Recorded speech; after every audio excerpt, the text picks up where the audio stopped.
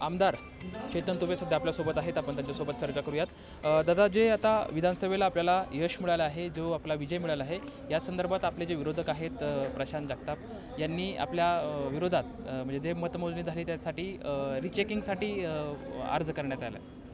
त्याच्यात काय प्रश्न काय? त्याच्यात कायद्याने सगळ्यांना अधिकार आहे, ज्याला जसं वाटायचं तसं त्यांनी करावं, त्यांना ते वाटलं त्यांनी केलं, जे काय असेल कायद्याप्रमाणे योग्य असेल, जे काही नियमाप्रमाणे असेल तसा निकाल अधिकारी लावतील।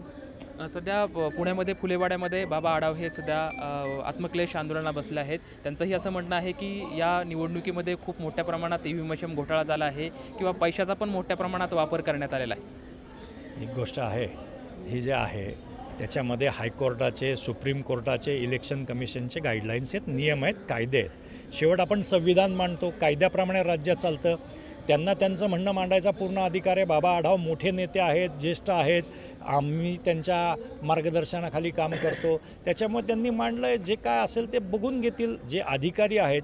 शेवट इलेक्शन प्रक्रिया ही काय कार्यकर्ते किंवा नेते चालवत नाहीत, हे इलेक्शन कमिशनने अधिकारी चालवतात, त्याच्यात जे असेल ते येईल बाहेर, जे सत्य असेल ते बाहेर येईल।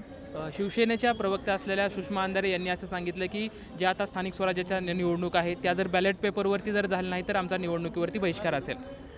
तर त्यांनी काय म्हणावं हा त्यांचा अधिकार आहे, त्या नेते आहेत, पण शेवट आम्ही कायदा मांडतो आणि सुप्रीम कोर्टाने माझ्या माहितीनुसार असं सांगितलं आहे की या पुढच्या काळात मशीन ह्या ईव्हीएमवर होतील। शेवट या देशामध्ये पुढाऱ्यांचं ऐकायचं का न्यायव्यवस्थेचं ऐकायचं, आता ज्याचा त्याचा अधिकार आहे। ओके, शेवटचा प्रश्न विचारतो की सध्या राज्यामध्ये मुख्यमंत्रीपदावरून खूप मोठी चर्चा सुरू आहे, त्याच्यामुळं सध्या तुम्ही राष्ट्रवादीचे नेते ह्या अनुषंगानं मुख्यमंत्रीपद कोणाकडे असावं आणि पालकमंत्रीपदावरून बी मोठी चर्चा सुरू आहे, काय वाटतं? आमचे वरिष्ठ नेते या संदर्भातला निर्णय घेतील। महायुती एकसंध आहे, भक्कम आहे। महायुती पुढच्या काळामध्ये एक सक्षम सरकार या महाराष्ट्राला देईल आणि महाराष्ट्राच्या विकासाची दिशा ही महायुती ठरवेल। त्यामुळं या गोष्टी चर्चा होत असतात, या चर्चा घडवण्यात बाकीच्यांचाच TRP वाढवायचा असतो, त्याच्यामुळं त्या चर्चांना आम्ही फारशी किंमत देत नाही।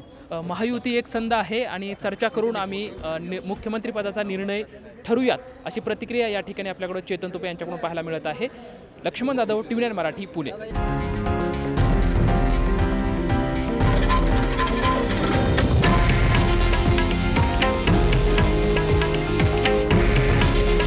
हे आहे देशातील नंबर 1 न्यूज नेटवर्क आणि आपण पाहत आहात TV9 मराठी।